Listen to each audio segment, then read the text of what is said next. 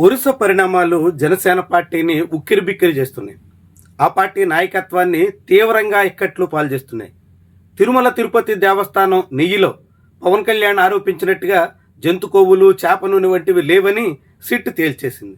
దాంతో డీసీఎం కంగు తినక తప్పని పరిస్థితి వచ్చింది.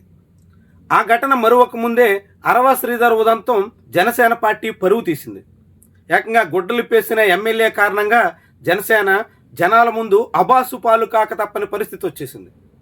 ఇవన్నీ ఒక భాగం అనుకుంటే, పార్టీ కార్యకర్తలతో నిర్వహించినటువంటి సమావేశంలో, జనరల్ బాడీ సమావేశంలో పవన్ కళ్యాణ్ హఠాత్తుగా కోపగించి బయటికి వెళ్ళిపోయినటువంటి తీరు చాలా మందికి విస్మయం కలిగించింది.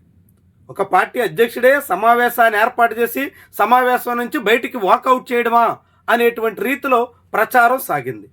ఇట్లా పార్టీ అధ్యక్షుడి తీరు మీద, పార్టీ నేతల వ్యవహార సరళి మీద, పార్టీ అధినేత చేసిన కామెంట్స్ మీద అనేక రకాలుగా జనాల్లో జనసేన పార్టీకి వ్యతిరేకత కనిపిస్తుంది. సరిగ్గా ఇలాంటి సమయంలోనే పవన్ కళ్యాణ్ ఆసక్తికరమైనటువంటి ట్వీట్ చేశారు. ఆంధ్రప్రదేశ్లో మద్యం ధరలు అధిక రేట్లకు అమ్ముతున్నారు, మద్యం పేరుతో మందుబాబుల నుంచి భారీగా గుంజేస్తున్నారు అన్నది ఆయన ఆందోళన. నిజంగా మద్యం ధరలు ఇప్పుడే పెరిగాయా? పోనీ ఆయన దృష్టికి ఇప్పుడే వచ్చిందా? ఆయన దృష్టికి నిజంగానే మద్యం ధరలు పెరిగినట్టుగా వస్తే ఆయనకి ఈరోజు క్యాబినెట్ సమావేశం ఉంది. క్యాబినెట్ భేటీలో చర్చించి మద్యం ధరలు నియంత్రించాల్సి ఉంటుంది. కానీ డిప్యూటీ సీఎం చేసింది ఏందయ్యా అంటే, ఆయన ఎక్స్లో ఒక పోస్ట్ పెట్టి మద్యం ధరలు చాలా ఎక్కువ రేటుగా అమ్మేస్తున్నారు అనేటువంటి రీతిలో మాట్లాడే ప్రయత్నం చేస్తున్నారు.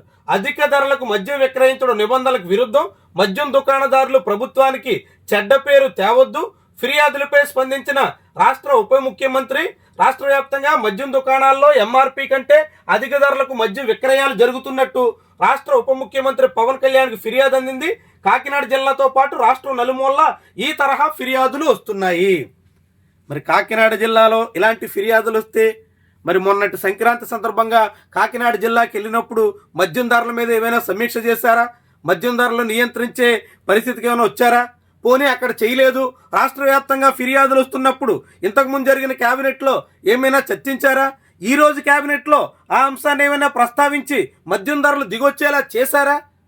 లేదంటే కేవలం ఒక ట్వీట్ వేసి, ఒక పోస్ట్ వేసి, మేము మాట్లాడాం, మేము చర్చించాం, మేము స్పందించాం అని చెప్పుకుని చేతులు దులుపుకునే ప్రయత్నంలో ఉన్నారా? ఉప ముఖ్యమంత్రిగా ఆయన బాధ్యత కేవలం ఒక స్టేట్మెంట్ ఇచ్చి చేతులు దులుపుకోవడం కాదు, సమస్య పరిష్కరించడం. పరిష్కరించే బాధ్యత ఆయన భుజస్కంధాల మీద ఉంటుంది. మరి ఆ రీతిలో ఆయన వ్యవహరిస్తున్నారా? వ్యవహరించడం అంటే అసెంబ్లీలో మాట్లాడాలి, కాకుంటే దానికి ముందు క్యాబినెట్లో మాట్లాడాలి, క్యాబినెట్లో మాట్లాడి సమస్యని పరిష్కరించాలి, మద్యం ధరలు ఎంఆర్పీ కన్నా ఎక్కువ లేకుండా చేయాల్సి ఉంటుంది. ఇదంతా చేయకుండా ఒక ట్వీట్ వేసి ఆయన ఇప్పుడు ఇలాంటి పరిస్థితికి వచ్చారంటే దీనికి కారణం ఏంటి? పవన్ కళ్యాణ్ ఒత్తిడిలో ఉన్నారు అనడానికి ఇదొక ముఖ్యమైనటువంటి సంకేతం. జనం దృష్టిని మళ్లించడానికి, తను ఇప్పటి వరకు ఎదుర్కొంటున్నటువంటి సమస్యల మీద, తన తీరు మీద జనాల్లో ఉన్నటువంటి అభిప్రాయాన్ని మళ్లించడానికి ఈ ఎత్తుగడేసినట్టుగా కనిపిస్తుంది. నిజంగా సమస్య పరిష్కరించి మద్యం ధరలు ఎంఆర్పీ కన్నా ఎక్కువగా అమ్మకుండా చేసే చిత్తశుద్ధి కన్నా ఈ వ్యవహారం ద్వారా మళ్ళీ జనాల్లో కొత్త చర్చను తెరలేపి అసలు విషయాల్ని, తనను చుట్టుముట్టినటువంటి సమస్యల్ని మసిపూసి మారేడికాయ చేయాలి అనేటువంటి ఉద్దేశం ఆయనకున్నట్టుగా భావించాల్సి ఉంటుంది.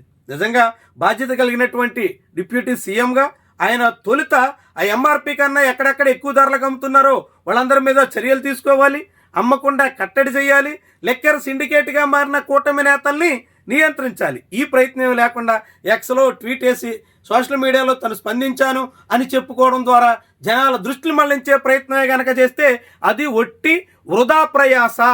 పవన్ కళ్యాణ్ చేసినటువంటి ప్రయత్నం జనానికి ఫలితం ఇవ్వదు, కొన్ని రాజకీయంగా ఆయనకు కూడా ఏమాత్రం మేలు చేసే విషయం కాదన్నది గుర్తించాల్సిన అవసరం ఉంటుంది.